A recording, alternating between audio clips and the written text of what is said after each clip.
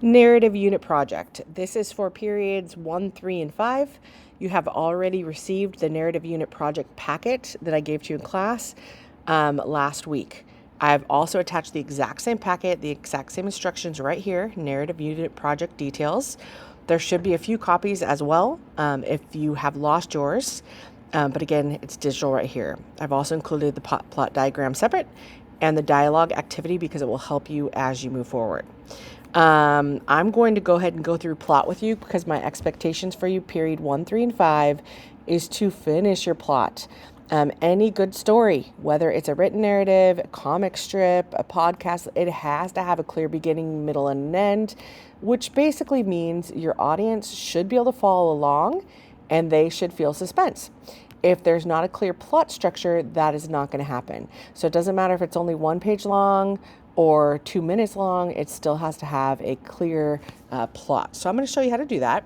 I need you to finish this today. So this should be Monday or Tuesday when you're getting to it, depending on your period, and you will be able to finish this plot. If you don't, please finish it at home or in advisory. Here we go. So here's your plot diagram. I'm going to make a copy of this.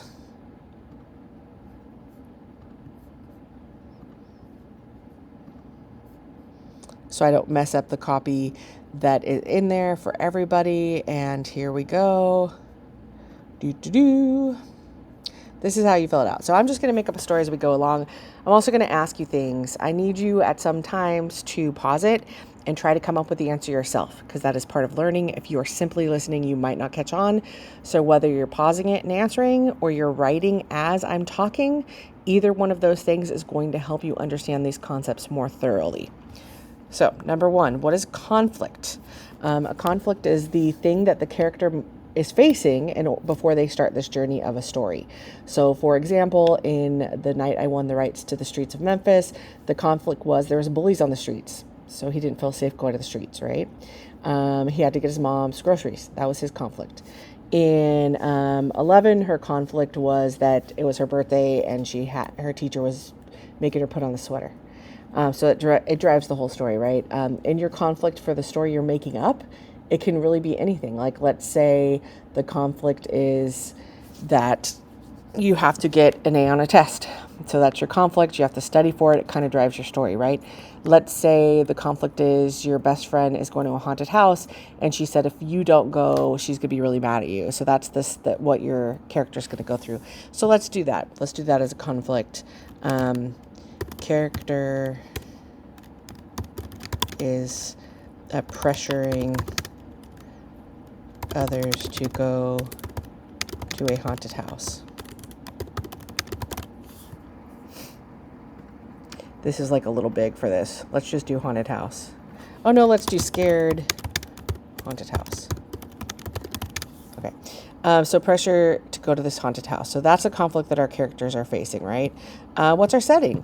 So I would encourage you to pick a setting. For the haunted house, my setting's probably going to be the haunted house. That's where most of it's going to take place.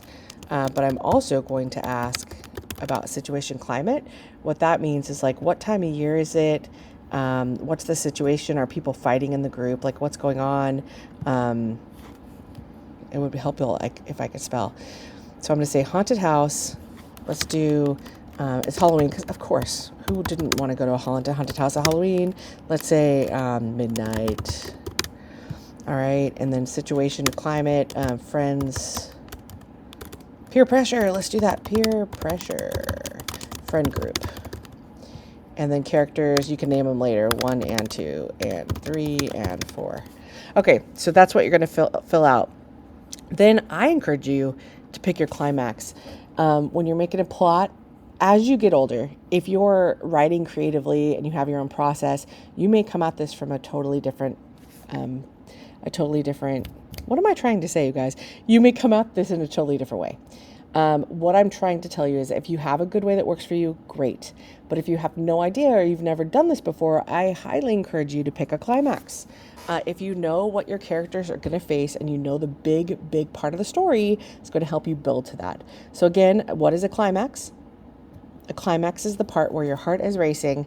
It's where it's the most exciting part of the story. So in this case, let's say a spirit crushes the friend with a bookshelf. Okay. We don't know. Is that friend going to die? I'm not sure yet. I can give myself a little bit of leeway. But that's the spirit's there. It crushes a friend with the bookshelf. Okay, cool. Dead? I don't know.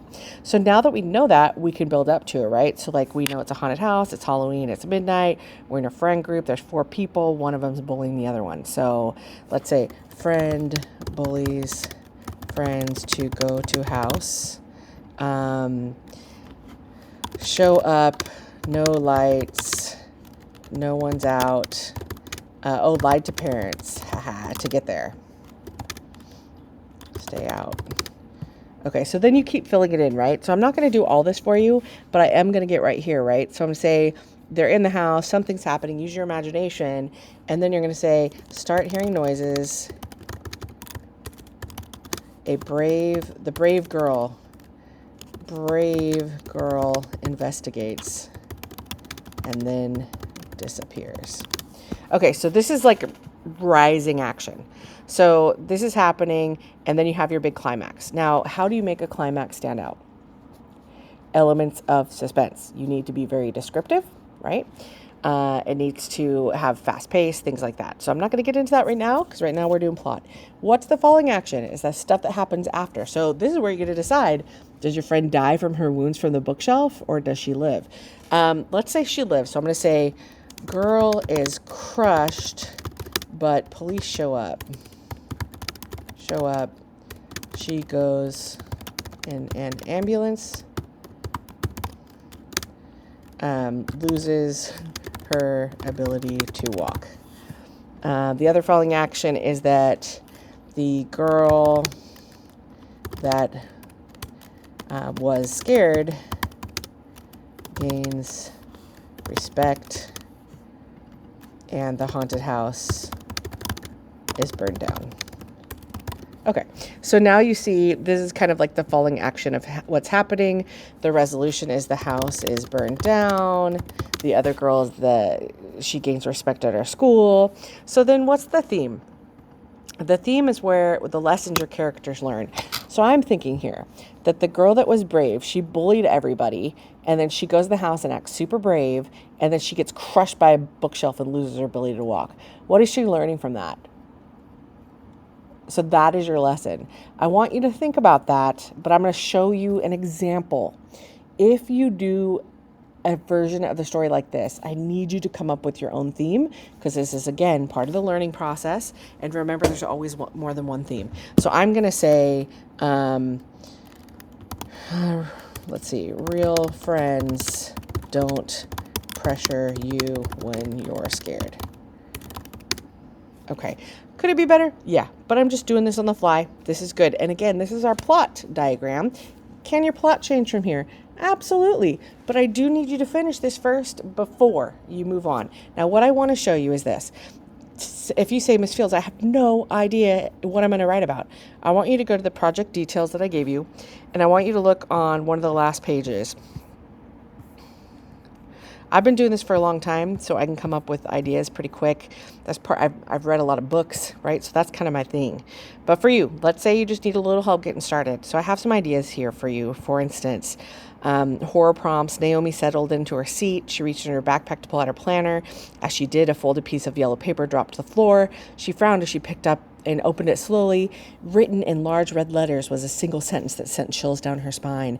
I'm coming for you.